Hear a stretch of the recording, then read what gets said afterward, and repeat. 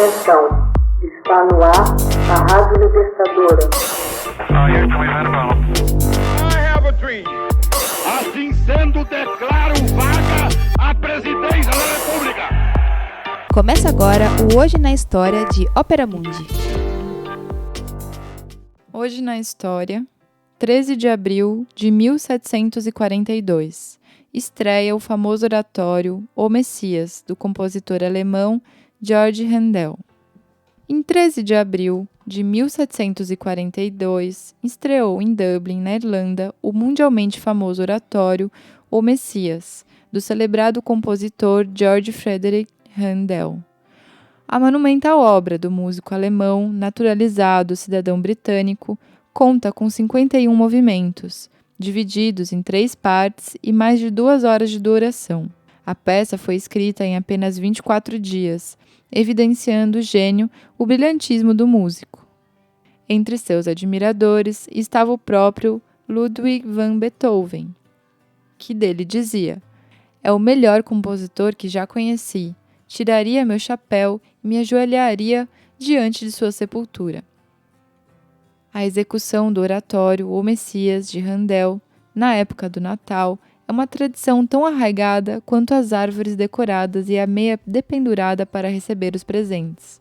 Nas igrejas e nas salas de concerto de todo o planeta, a mais famosa peça de música sacra é executada em toda a sua extensão, ou resumidamente, com ou sem a participação da plateia, porém quase sempre exclusivamente nas semanas que antecedem a celebração do Natal.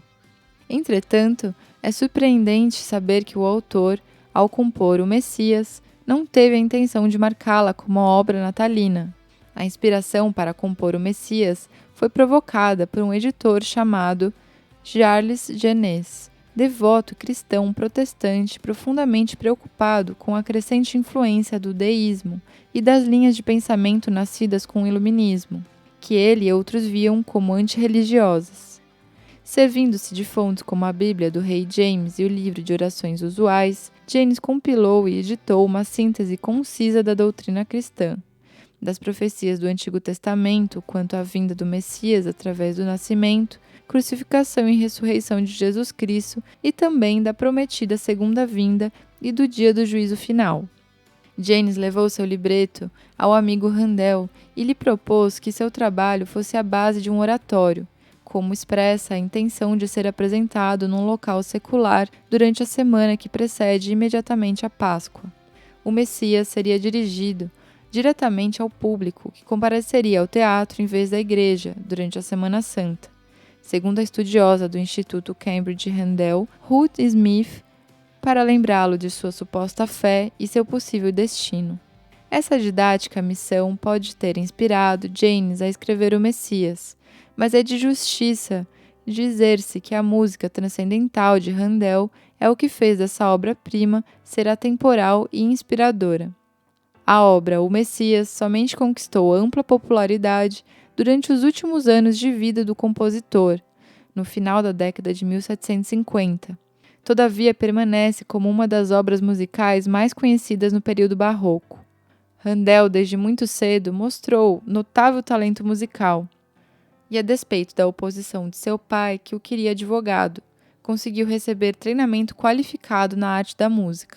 A primeira parte de sua carreira foi passada em Hamburgo como violinista e maestro da orquestra na ópera local.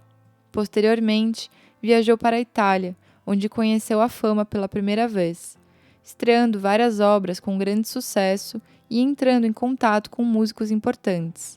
Em seguida, foi indicado mestre-capela do eleitor de Hanover, apesar de passar grande parte do seu tempo em Londres.